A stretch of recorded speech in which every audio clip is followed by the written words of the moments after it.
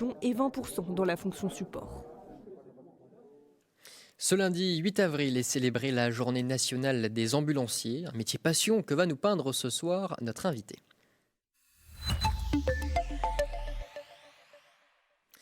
Dominique Huneau, ambulancier à Metz et président de la Chambre nationale des services d'ambulance. Bonsoir.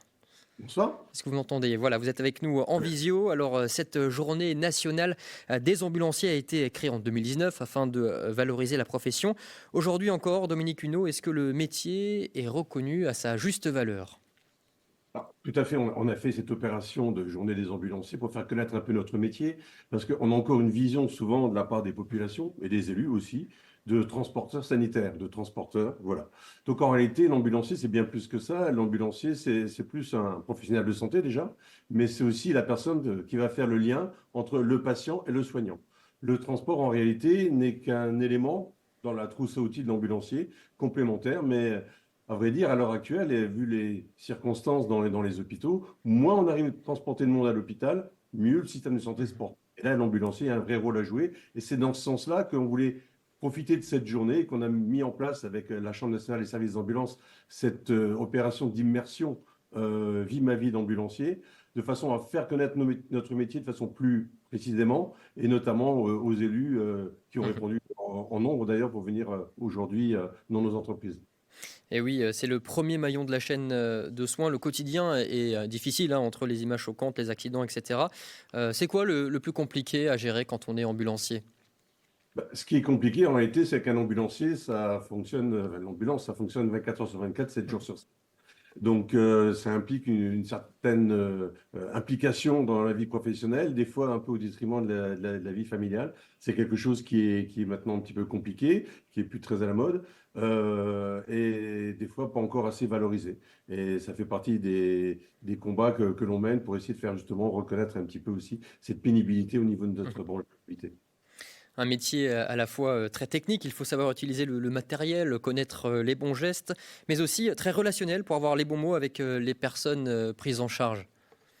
C'est clair que la première des choses de l'ambulancier, c'est l'empathie, Mhm. puisqu'en réalité, on transporte des populations qui sont en difficulté, passagères ou plus longues. Mais voilà, donc la prise en soin des patients, c'est quelque chose qui est fondamental.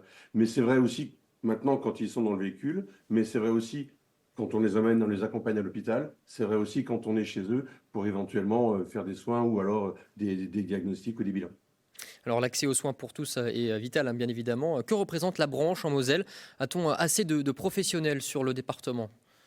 Et la Moselle, comme tous les départements du territoire national, souffre aussi de manque d'effectifs.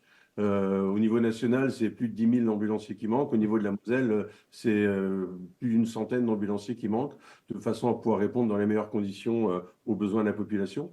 D'autant que nous avons mis en place récemment, depuis 2022, une réforme de l'urgence préhospitalière. C'est-à-dire que maintenant, il y a des ambulanciers qui sont de permanence, 24 heures sur 24, pour pouvoir répondre aux besoins de transport urgent vers les SAMU 115.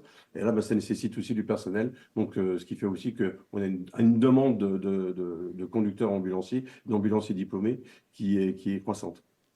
Comment vous faites alors pour recruter, pour attirer les jeunes générations?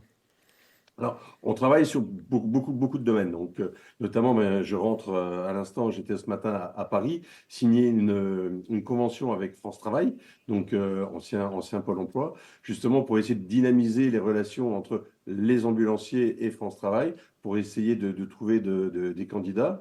On travaille aussi sur bouger un petit peu le cursus, le seuil par rapport au permis probatoire, de façon à avoir accès un peu aux jeunes. Et ce qu'on aimerait bien, dans un laps de temps un tout petit peu plus long, c'est pouvoir faire des formations incluant le permis de conduire, de façon à emmener les jeunes vers nos professions, et ensuite de créer un plan de carrière pour que les ambulances deviennent une porte d'entrée vers les métiers de la santé.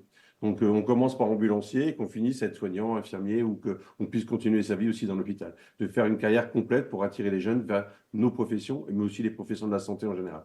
De belles perspectives. Merci beaucoup Dominique Huneau d'avoir participé à distance à cette édition à Moselle Info. Merci, à bientôt. Je vous remercie, merci. Communication compliquée, gestion chaotique des émotions.